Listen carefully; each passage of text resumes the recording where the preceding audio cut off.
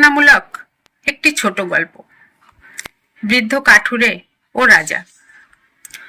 একজন বৃদ্ধ কাঠুরে প্রতিদিন ভোরে বনে যেতেন কাঠ কাটতে।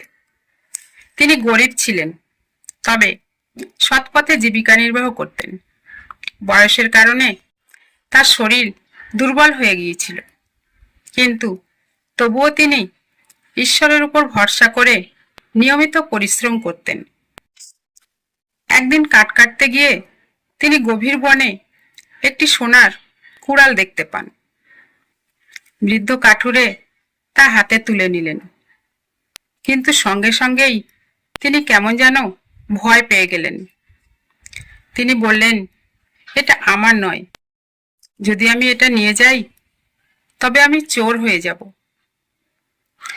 তিনি সোনার কুড়ালটি রেখে দিলেন, নিজের পুরানো জংধরা কুড়াল দিয়ে কাজ চালিয়ে গেলেন।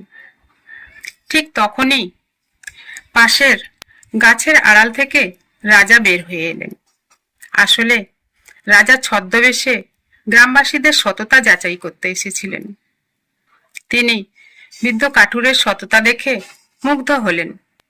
রাজা বললেন, হে বৃদ্ধ, তোমার সততার কারণে আমি তোমাকে পুরস্কৃত করব।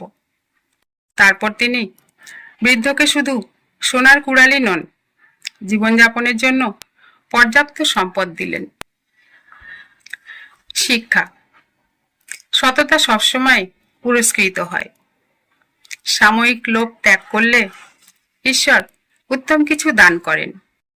জীবনের আসল সম্পদ হচ্ছে চরিত্র।